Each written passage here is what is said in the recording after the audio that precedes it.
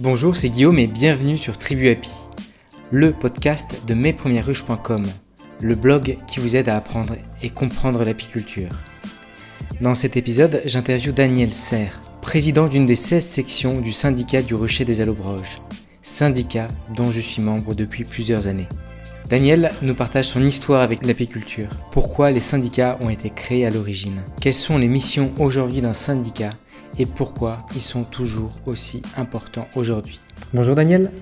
Bonjour, je vais peut-être d'abord me présenter. Je m'appelle Daniel Serre, j'ai 71 ans. Et donc je suis le président de la section de Chambéry du rucher des Allobroges.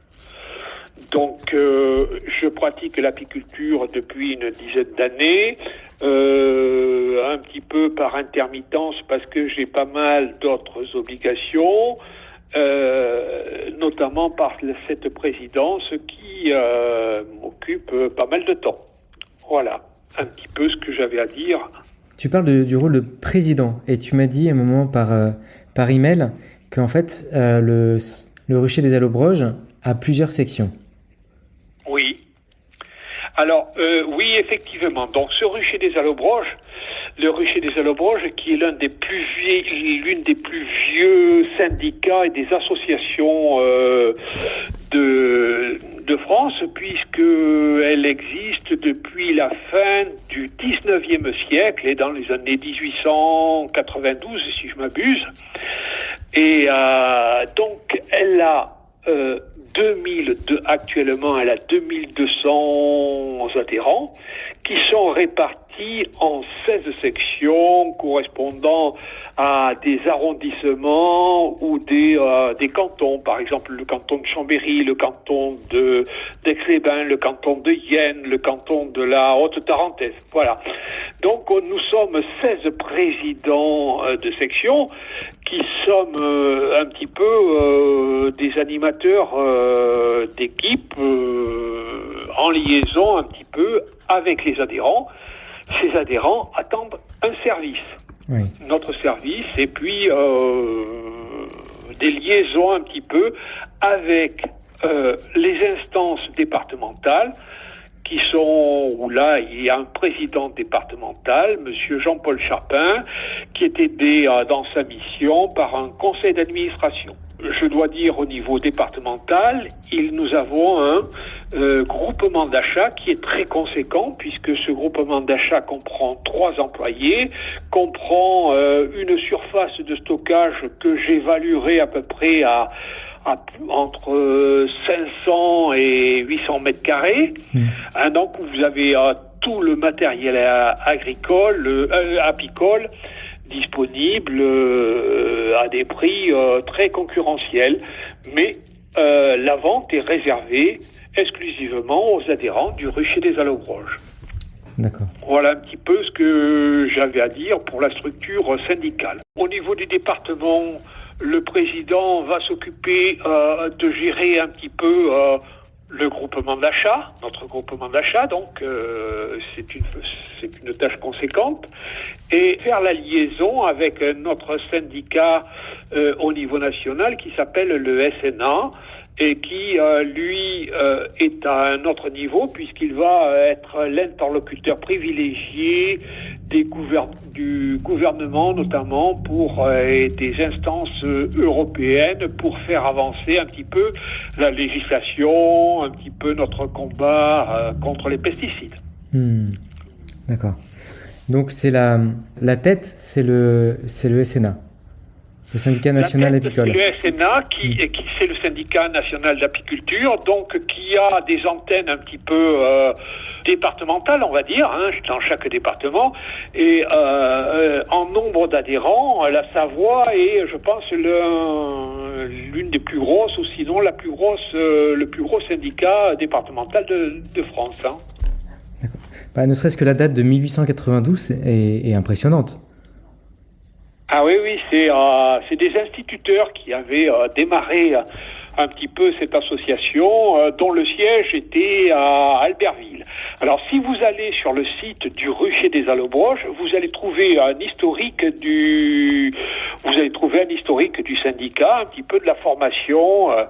À l'époque, il n'y avait pas les ruches à cadre, tout ça. Ça démarrait un petit peu. Et l'un des rôles de ce syndicat, ça a été un petit peu de faire démarrer un petit peu la ruche moderne avec les modernes, un petit peu contre les anciens, contre les ruches en paille, contre un petit peu faire évoluer les gens. D'accord. Voilà, au départ. C'était ça le but, d'accord. Je m'interroge beaucoup sur... C'était l'un des buts, mais enfin le but principal à l'époque, puisque avant c'était plus ou moins, je vais dire que l'activité d'apiculture, ça détruisait un petit peu la pérennité des ruches, puisque on défonçait un petit peu tout ça pour pouvoir récolter du miel, quoi. On faisait pas la part des choses. D'accord. Voilà. Et donc c'est ça l'origine, ou est-ce qu'il y a une autre origine? C'est ça l'origine. Alors, ça c'est grosso modo ce que je raconte. On trouve le détail un petit peu sur des sites comme le site du rucher des Gélobroches de la section de Chambéry. Je pense qu'on a une partie historique, mais la partie historique est bien plus détaillée, il me semble, sur le site départemental. D'accord. Qui explique justement la structure du syndicat, ce que l'on peut trouver, etc. Des informations très utiles. Ouais. C'est un site beaucoup plus conséquent que nos divers sites de nos diverses sections, qui ont un côté un petit peu plus pratique, la fiche d'adhésion, des choses comme ça, des informations sur l'ouverture du rucher école. On est un petit peu plus basique, mais le site départemental est plus étoffé. D'accord. Et après, voilà. tu me disais que dans un syndicat, donc il y avait un président, un trésorier, un secrétaire, des animateurs d'équipe, des coordonnateurs, des administrateurs. Enfin, il y a toute une palette de rôles différents en fait au sein d'un syndicat. Tout à fait. Alors au niveau d'un syndicat, ça c'est au niveau départemental, au niveau on va dire des sections, bien souvent il y a donc 2-3 personnes effectivement qui s'occupent, qui vont déterminer la politique. Qu'est-ce qu'on va investir pour cette année? Moi, cette année, depuis que j'y suis, ça fait 3 ans que je suis président, j'ai beaucoup fait investir notre section dans des équipements du rucher école. Dans des équipements du rucher école, notamment, on a une super miellerie. Et cette année, nous avons acheté des étagères métalliques, donc qui permettent, disons, d'avoir une bonne, qui permettent d'être conformes un petit peu à la législation. Donc, on a fait beaucoup d'investissements. On va un petit peu faire la liaison. En ce moment, je suis en train de recruter quelqu'un pour s'occuper d'un rucher pédagogique au niveau d'un lycée d'application qui se trouve dans la banlieue de Chambéry. On fait des animations, on va participer à la semaine de la nature en ville à Chambéry. L'an dernier, par exemple, nous avons fait une mini-exposition à la gare de Chambéry pour la Journée mondiale de l'abeille. On fait des animations, on participe à la foire-exposition de Chambéry. Et bien entendu aussi, l'autre volet, c'est d'apporter un service aux adhérents. Le service aux adhérents, c'est donner des informations. Donner des informations, par exemple, en cette période, on va ouvrir les adhésions et donc on va... je vais rédiger un mail en donnant toutes les explications sur les tarifs, le pourquoi de l'évolution des tarifs, etc., la manière de pouvoir faire son adhésion, papier, etc., l'endroit où on doit l'expédier, les modalités de règlement. On doit guider l'apiculteur. Ça, c'est une chose. Et après, on va, au cours d'une assemblée générale, on va rentrer en contact direct et donner des informations. On va faire des invitations, par exemple, au niveau du GDS, à Savoie, le groupement d'action sanitaire apicole de la Savoie, qui va donner des informations. Il y a par exemple aussi la lutte un petit peu, ce qui peut être mis en place au niveau du frelon asiatique. On va donner des informations comme ça. Et surtout, on va pouvoir distribuer les traitements antivarrois qui sont délivrés donc par le GDSA, et le GDSA a absolument besoin de nous pour l'organisation pratique de ces remises aux apiculteurs. Oui. Sur la section de Chambéry, nous sommes 311, si nous étions 311 en 2022, et donc faut une logistique pour un petit peu remettre les traitements. Et donc, on organise des journées de remise. Plus après, pour les gens qui s'oublient, des rattrapages, des sessions de rattrapage, etc. Donc, on apporte un service au niveau des apiculteurs.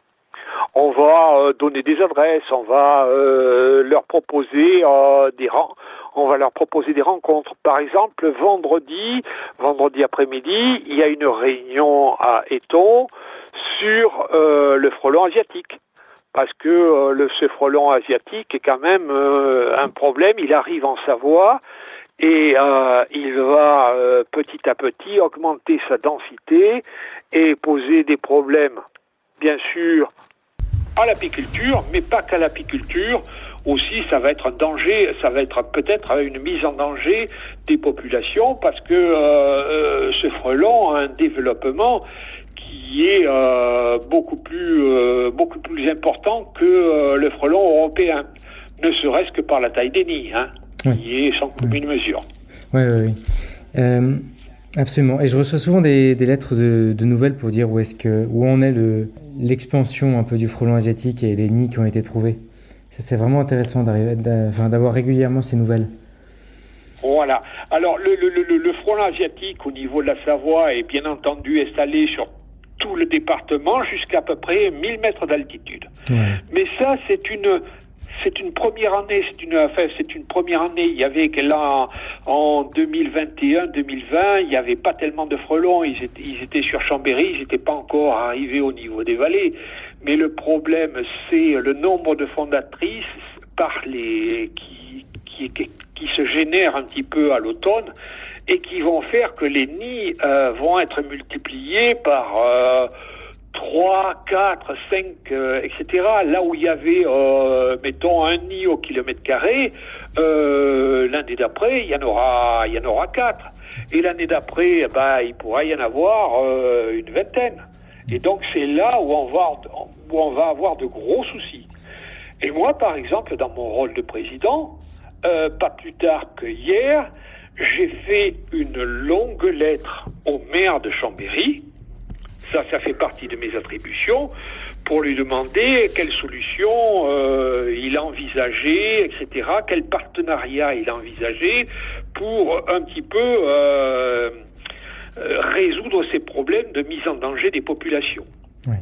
Ce qu'il faut savoir pour le frelon asiatique, c'est que lorsque les nids de frelons sont dans l'espace public, c'est-à-dire dans une cour d'école, dans une église, etc., sur une place, ça va, le nid de frelon est enlevé. Par contre, lorsqu'il est, disons, chez un particulier, dans une propriété, normalement, c'est au propriétaire ou au locataire à faire enlever ce nid de frelons.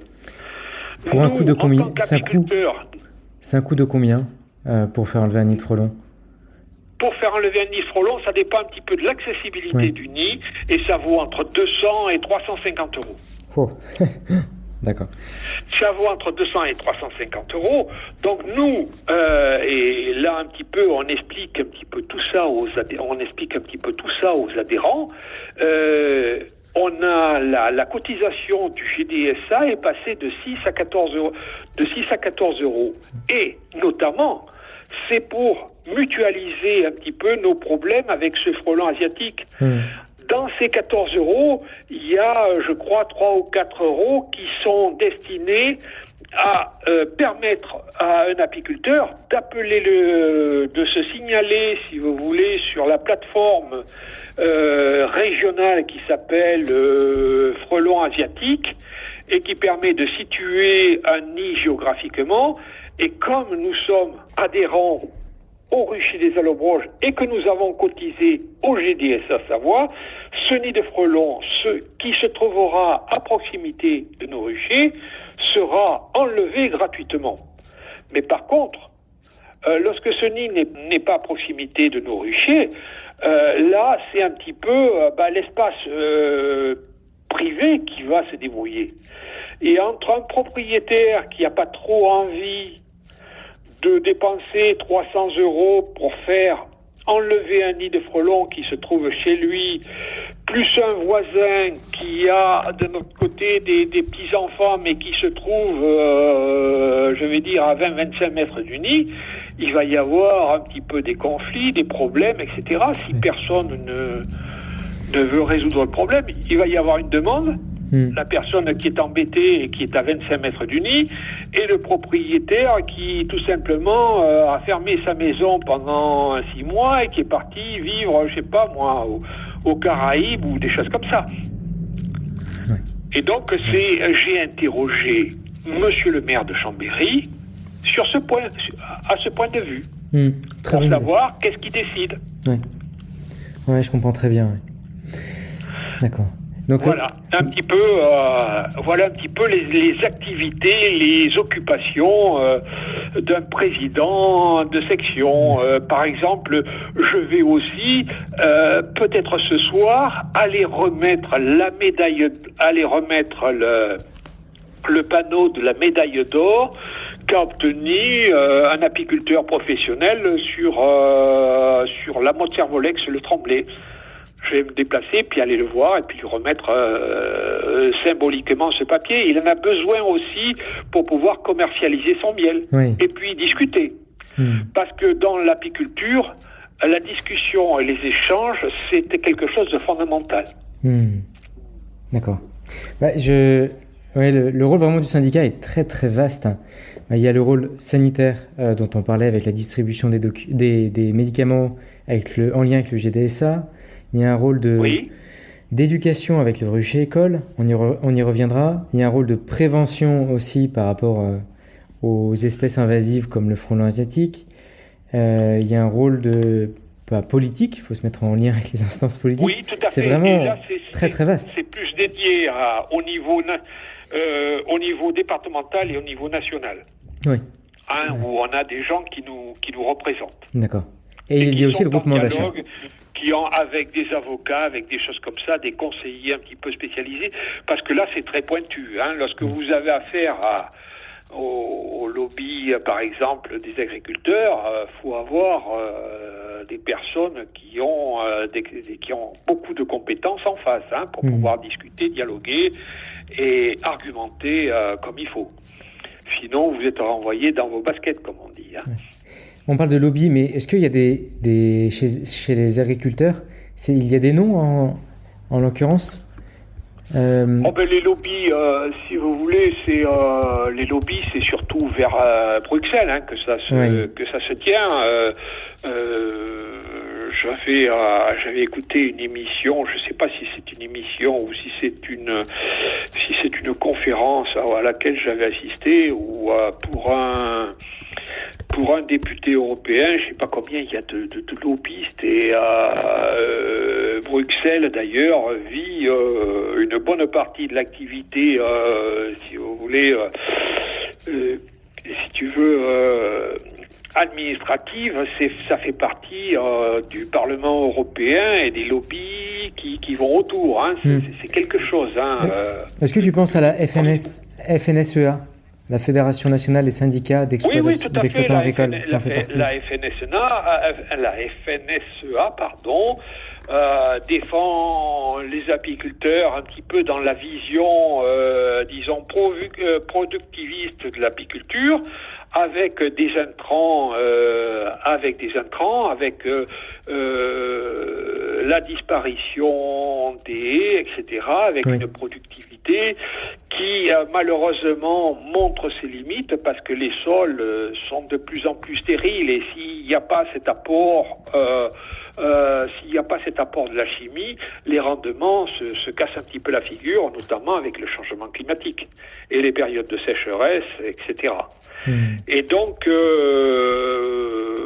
la FNSEA, pour ne pas la citer, mais enfin, il y a les correspondants de la FNSEA au niveau européen, allemand, etc., tous les grands pays agricoles ont leurs syndicats qui défendent un petit peu cette vision des choses. Et puis, d'un autre côté, il y a tout simplement les gens qui défendent les apiculteurs, que ce soit le SNA ou que ce soit l'autre syndicat national. Ils se groupent un petit peu pour avoir des interventions au niveau de Bruxelles pour un petit peu faire appliquer les directives et l'évolution de la législation concernant et des dérogations, parce que maintenant, théoriquement, les néonicotinoïdes seraient interdits, mais il y a des dérogations qui sont faites notamment par exemple pour les planteurs de betteraves. Oui. Mais le SNA en fait fait office de lobbying aussi. Mais pour opposer une force contraire au FNSEA. Il n'a pas les moyens de la FNSEA entre nous. Donc voilà, c'est plus modeste, mais enfin, il est obligé d'avoir, si tu veux, des avocats, comment présenter, comment approcher les députés européens pour être en conformité un petit peu avec le droit européen. Il est obligé d'avoir des conseillers un petit peu scientifiques. Il a un petit peu tout ça. Oui. Mais à une échelle beaucoup plus modeste que peut avoir les syndicats apicoles, tout simplement parce qu'en plus, normalement, ils sont très fortement aidés par BASF. Anciennement, avant c'était Monsanto, maintenant c'est BASF, je crois, c'est ça. Monsanto, ça me dit quelque chose. BASF, je ne sais pas où un autre nom. Mais oui, en tout cas, il y a des... Monsanto a été racheté et donc au niveau le lobbying est financé un petit peu par les firmes chimistes qui font tout ce qui est intrant agricole, quoi. Oui. C'est Bayer qui a racheté. C'est Bayer, voilà, Monsanto, c'est Bayer, oui. pardon.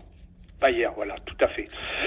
Donc une firme allemande, et donc là il y a tout ce qu'il faut au niveau financier, au niveau personnel pour pouvoir influencer tous les députés européens, on va dire, et tous les gouvernements européens aussi, bien sûr. Ouais. Pour pouvoir encore perpétuer un petit peu ce genre d'activité. Voilà ce qu'il y avait à dire au niveau de l'activité syndicale à ce niveau-là. D'accord. Donc d'autres services aussi pour les apiculteurs. Un apiculteur qui ne sait pas remplir sa déclaration, je le fais. Vous avez des gens qui sont encore apiculteurs, qui ont 85 ans, voire même, j'en ai, j'ai amené l'an dernier l'affiche à un monsieur qui avait 92 ans. Waouh, d'accord. Pour remplir un petit peu sa fiche d'adhésion. Pourquoi ? Parce que tout simplement, à l'époque, il y avait le papier et puis il n'y avait pas l'informatique. Et l'informatique, ça peut être dur, quoi. Oui. À rédiger, etc. Donc il y a des aides, il y a des contacts, il y a des choses comme ça. On essaie un petit peu de faire rencontrer les apiculteurs. Pourquoi ? Parce que l'apiculture, c'est quelque chose qui va se pratiquer d'expérience. Hein ? Les TSA qui vont dire un petit peu les bonnes pratiques, les moniteurs de ruches et écoles vont donner des pistes un petit peu pour les apiculteurs débutants. Il y a les bouquins, il y a les conseils sur Internet, mais le petit conseil de la personne qui fait de l'apiculture depuis 20 ou 30 ans, c'est pas mal non plus. Hein. Absolument. C'est pas mal non plus, et je vois un petit peu, compte tenu de l'évolution des choses et compte tenu des difficultés que les apiculteurs ont pour avoir des récoltes, je pense notamment au temps qu'il a fait en 2021, où on a eu un printemps très très très pluvieux, notamment en Savoie, où ça n'a pas arrêté, où on a eu une récolte vraiment ridicule. Et on tire un petit peu des enseignements et on se dit je vais appliquer un petit peu ça cette année, et puis cette année c'est pas la pluie mais c'est la sécheresse qui arrive et qui fait que le résultat est sensiblement similaire un petit peu à ce qui s'est passé en 2021, quoi. Oui. Et on a des récoltes qui sont quelquefois bonnes dans certains secteurs, mais d'autres fois mauvaises. Et ça, on peut pallier un petit peu à ça. On est obligé d'avoir une technicité beaucoup plus importante qu'il y a 20 ou 30 ans en arrière. Et ça, c'est par le dialogue, par la formation, par des choses comme ça. Le syndicat peut amener à faire se rencontrer des apiculteurs débutants et des apiculteurs expérimentés pour un petit peu faire progresser, pour éviter que il y ait trop de déchets dans les apiculteurs débutants. Et d'ailleurs, dans le rucher école, il y a plusieurs ruchers écoles. Donc il y a 16 sections, il y a 2200 membres, en tout répartis dans 16 sections. Combien de ruchers écoles est-ce qu'il y a ? Il doit y avoir 7-8 ruchers écoles. J'ai pas les noms en tête. Toutes les sections n'ont pas un rucher école, parce que il y a des sections, si tu veux, qui sont beaucoup plus importantes que d'autres. Hein. La section la plus importante, c'est celle d'Albertville. Hein. Ensuite, c'est Chambéry, et ensuite, ça doit être Moutier.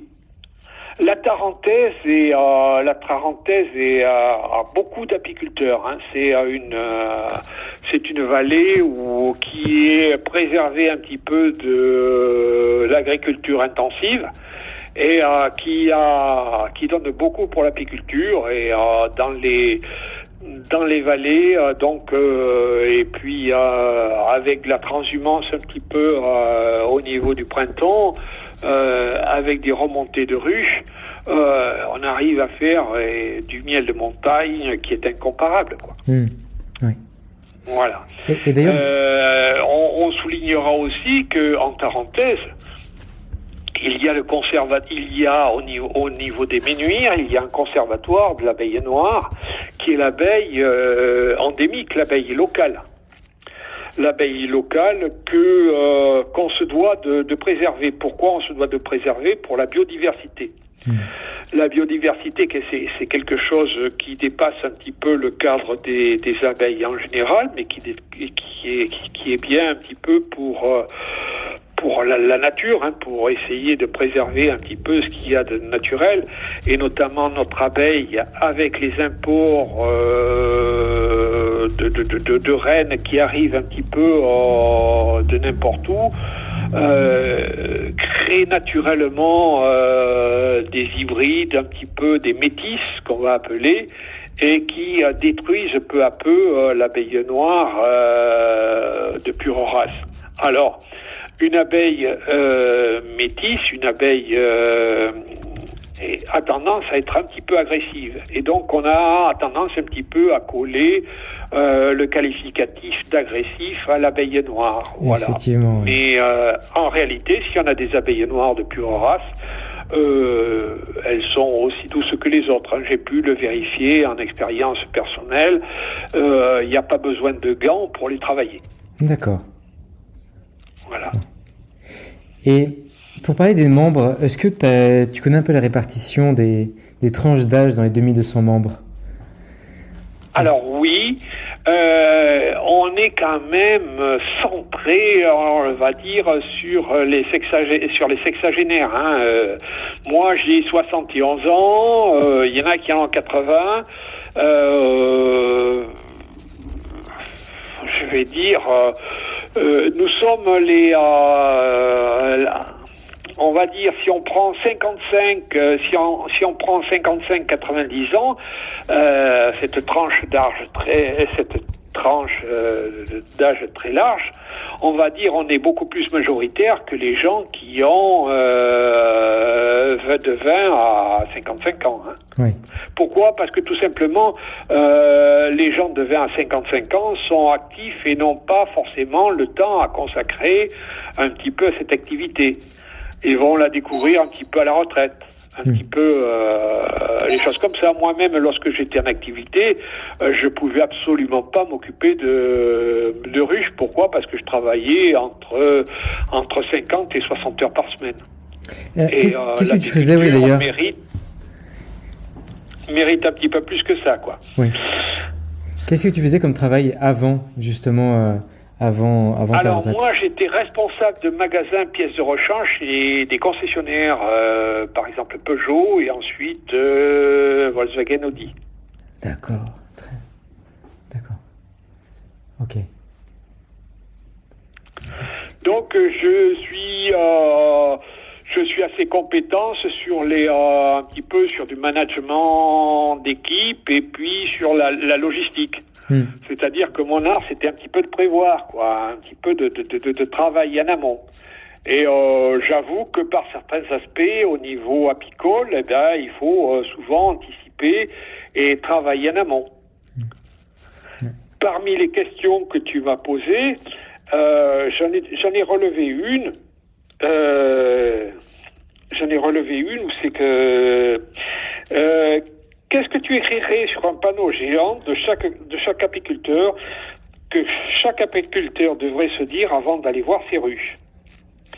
D'abord, essayer un petit peu d'évacuer le stress, mais surtout faire l'inventaire du matériel qu'on va avoir besoin. Ouais. Ça me semble, voilà, c'était une réponse. C'est très bien dit, très bien dit, oui. Que je voulais faire à ce niveau-là, tu vois, des choses comme ça. Oui, c'est très bien dit. Voilà, avoir du temps à consacrer et y aller calmement un petit peu et avoir un petit peu prévu, je vais faire ça, donc je vais avoir besoin de ça et de ça, etc. Et puis j'y vais pas en ayant un rendez-vous derrière et en disant faut que j'ai fini là vite fait pour me dépêcher à mon rendez-vous. L'abeille, si on a des mouvements un petit peu trop brusques, un petit peu trop stressés par le temps, elle a tendance à le sentir et elle nous le fait payer quelquefois. Tout à fait, oui. Tout à fait.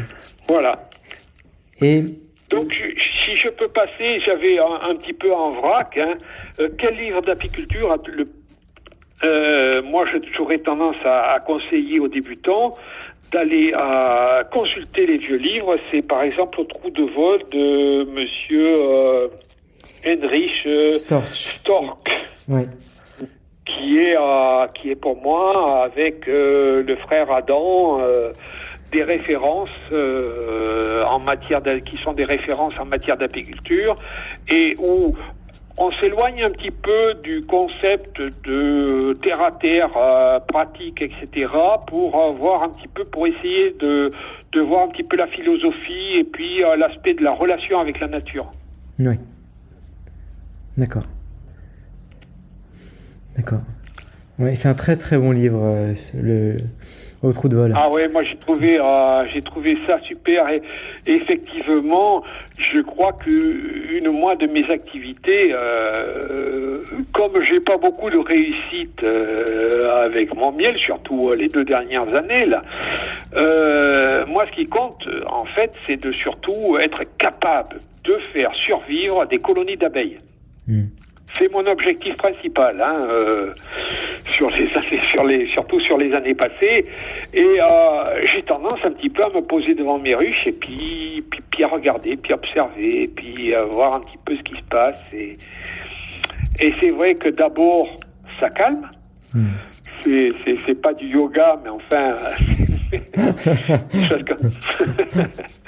des choses comme ça. Mais en fait, on se rapproche et puis on va deviner des choses, on va sentir des choses. Avec quelques minutes, 10 minutes, un truc comme ça, on va voir, tiens, celle-là, c'est comme ça, tiens, l'autre est différente, et pourquoi, etc. Là, il y a beaucoup de pollen récolté, là, il y a peu de pollen récolté, l'autre, elle n'en a pas du tout, voilà, des petits indices, et puis des choses comme ça, et puis ça fait du bien. Oui. Ça fait du bien, on se sent bien après. Et pour reparler du syndicat, je pense pas que tous les apiculteurs adhèrent à un syndicat. Et est-ce que tu sais, oui. Tu connais un peu la proportion de personnes qui adhèrent à un syndicat ? Moi, je pense qu'elle est relativement importante. Relativement importante parce que quand même c'est compliqué, l'apiculture. C'est compliqué, c'est d'expérience et il me semble que je vais dire les 2 tiers, les 3/4 des apiculteurs sont un syndicat. Alors, je vais nuancer mon propos. Tous les ans, on voit arriver des nouveaux adhérents qui sont enthousiastes ou des gens qui vont dire tiens, moi j'ai un pré, là il fait tant de mètres carrés, donc tiens, si je posais une ruche là-bas dans le fond de mon pré, c'est sympa, ils en posent qu'une. Alors que moi, j'ai tendance à dire, compte tenu des difficultés de l'apiculture actuelle, si vous débutez, prenez 3 ruches. Vous en avez sur les 3, vous en aurez bien une qui va résister si les 2 autres sont HS.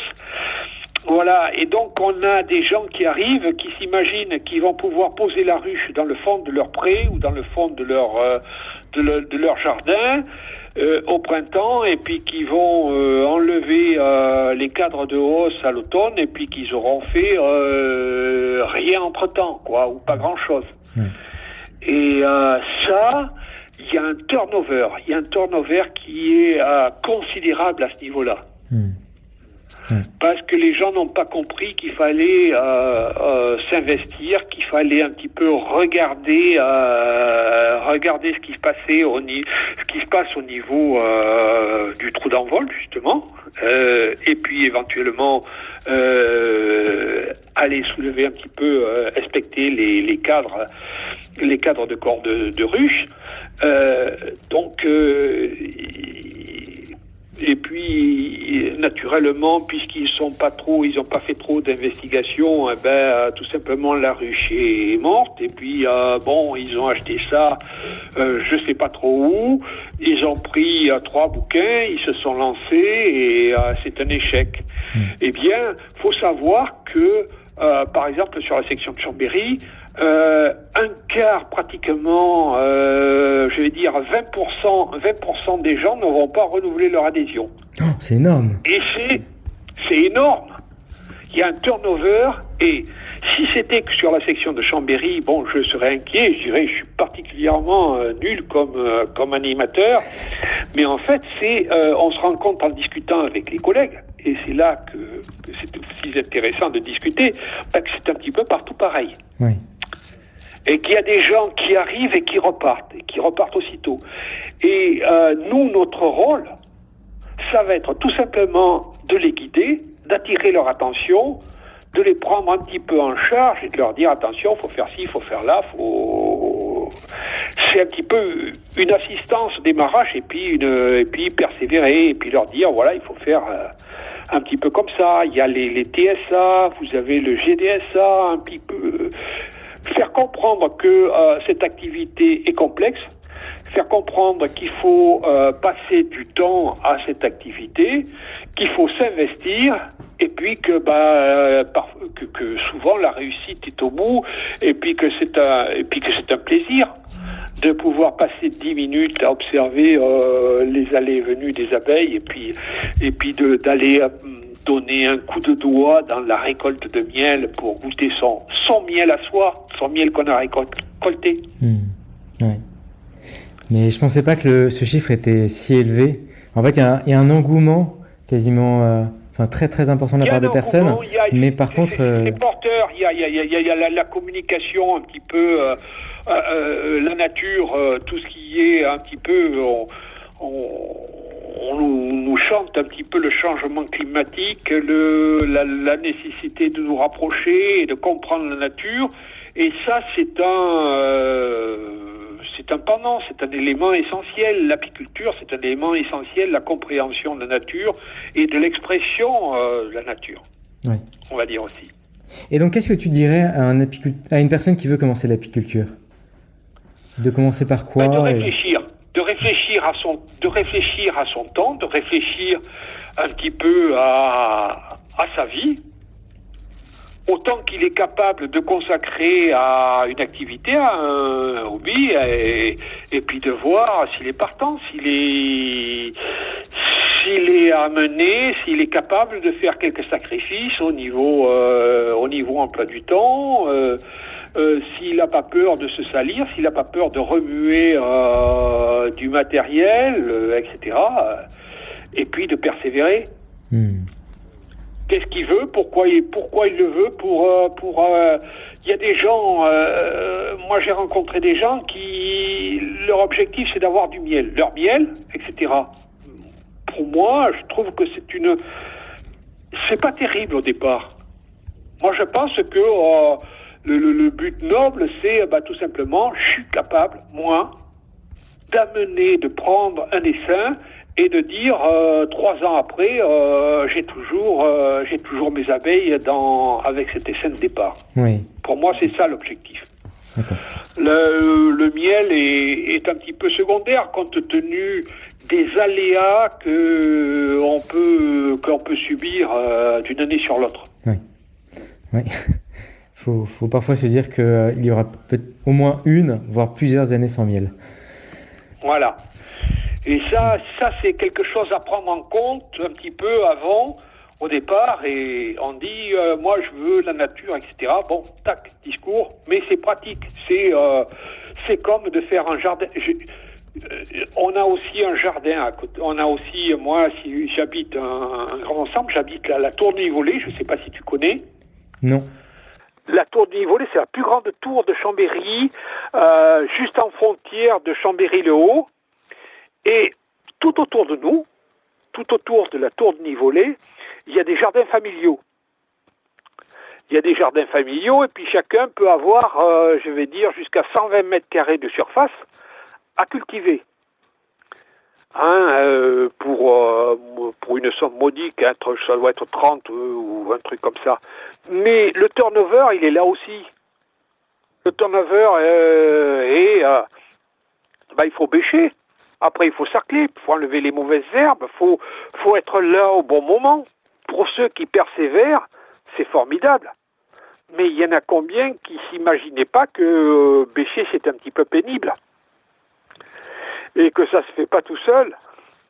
Et qui pensaient que tout simplement en faisant un un tumulus ou un truc comme ça en permaculture entre guillemets, on va dire, ça allait marcher tout seul.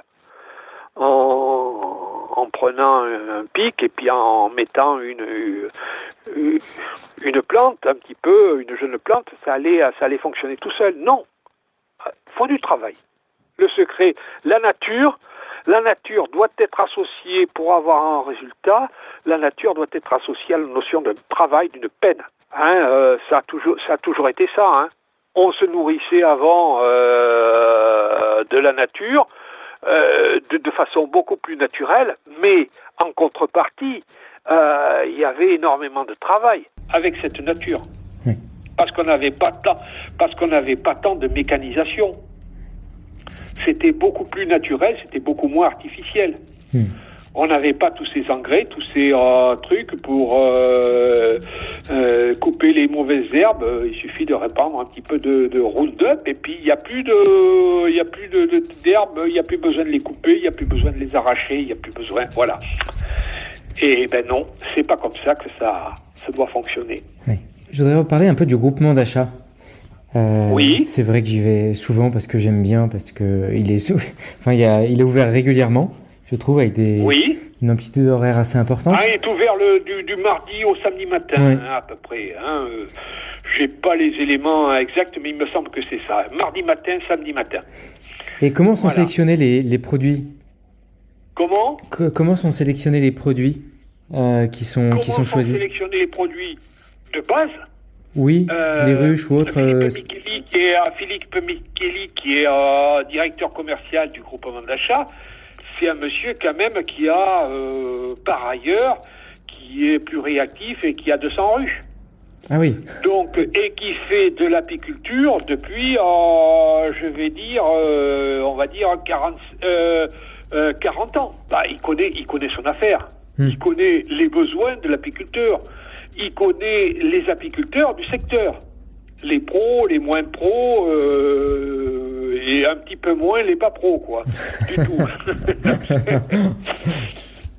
Voilà. Et donc, si tu veux, il a des liaisons, il est un petit peu le centre, un petit peu des discussions. Les gens vont venir discuter, voir un petit peu, toi, comment ça s'est passé chez toi, etc., etc. On a eu, par exemple, l'an dernier, il y a eu un gros souci avec un produit qui s'appelle l'apiston. Oui, je vois très bien. Philippe Micheli, il a perdu, je crois, 160 ruches. Il y en a un autre qui en a perdu 180. Parce qu'ils avaient utilisé l'apiston 2 ans de suite. Oui. Et il y avait une histoire aussi que l'apiston est mis dans les pesticides au niveau pour la protection des arbres fruitiers. Et donc, lorsqu'il y a, si tu veux, lorsque ces pesticides sont répandus sur les arbres fruitiers et qu'il y a des ruches à proximité de ces arbres fruitiers, tout simplement, les Varois du quartier, ils sont habitués à la molécule de l'apiston. Oui. Et donc, quand tu vas prêter à l'apiston ta ruche qui est située à proximité des trucs, les Varois, ils rigolent. Ils en ont rien à fiche, et puis ils sont costauds, et tes ruches, elles sont mortes. Voilà, ça s'est produit un petit peu comme ça. Mais il y a tout un tas de choses qui se transmettent un petit peu en oralité. Quand on va, moi, donc je vais... on est jeudi, demain soir, je vais aller discuter, aller rencontrer le GDSA à Éton pour avoir justement collecté oralement un petit peu ces informations, parce que lire c'est bien beau, mais on n'est pas tout le temps en train de lire, et puis on n'est pas toujours de temps en temps on en a marre, et puis on lit plus, et puis voilà, et donc c'est là où on a loupé l'information. D'accord. Alors que il m'en est arrivé une, voilà, il se passe ça, etc., etc. En oralité, on nous attire de suite sur un point important. Mais tu fais comme ça, mais il faut pas faire comme ça parce qu'il s'est passé ça et ça. Ça, Philippe, il est vecteur de choses comme ça, de nouvelles, etc.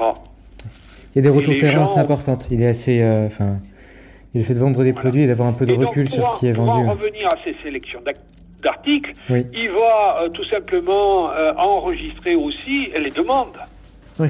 Ah ouais, mais ça je fais pas. Ah ouais, mais pourtant. Et puis alors 2 fois, 3 fois, 4 fois, eh ben, tout simplement, il va faire rentrer cet article.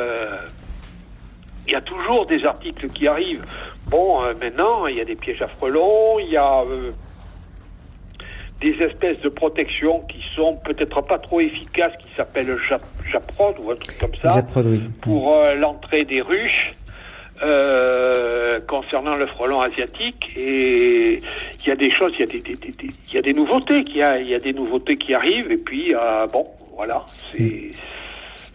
ça se passe. Il y a un échantillonnage, bien entendu, et il y a aussi la place disponible, hein, qui fait que il n'y a pas tel article où il y a tel autre, voilà.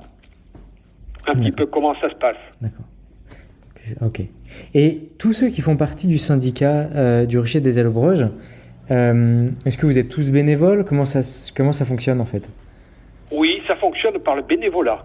Wow. Ça fonctionne par le bénévolat, sauf au niveau du groupement d'achat, où il y a trois salariés, dont un saisonnier. D'accord. Dont un saisonnier, et avec aussi quelques bénévoles qui sont là ou qui sont pas là, voilà, un petit peu du temps, oui. D'accord. Salariés plus bénévoles. D'accord. C'est impressionnant. Et... il y a eu cette année, il va y avoir, pour te donner un ordre d'idée, cette année, il va y avoir, et le groupement d'achat aura réalisé 500 000 euros de chiffre d'affaires. D'accord. Et en plus, tu me disais que les prix étaient compétitifs par rapport à d'autres. Les prix sont compétitifs. On essaie justement de travailler avec des marges relativement réduites. Hein, notre but, c'est pas tant de faire, pas de faire du bénéfice, hein, surtout sur le dos des adhérents, puisque c'est fait par les adhérents, par un groupement d'adhérents, au bénéfice des adhérents. Oui. Et si tu n'as pas payé ta cotisation au groupement d'achat, tout simplement, tu repars pas avec un article. Oui. Et tu repars pas avec... Tu es pas servi, quoi. Tu es pas servi. Ce qui permet aussi de pouvoir nous décrocher sur certains articles de prix de marché. Et de pouvoir être attaqué par, je sais pas moi, des fournisseurs d'apiculture qui disent vous vendez pas assez cher, oui. etc. Comment ça se fait que, etc. Donc, mais là c'est pas, si tu veux, c'est pas public. Nos prix sont pas publics. D'accord. Donc à toi d'aller regarder au groupement d'achat. Oui, j'ai acheté ça, ou il me propose à ce prix-là. Tac. Après tu vérifies ou tu vérifies pas, mais tu peux. Donc, si tu veux, c'est par rapport à un marché, par rapport à des marges commerciales, nous en sommes pas là. Oui.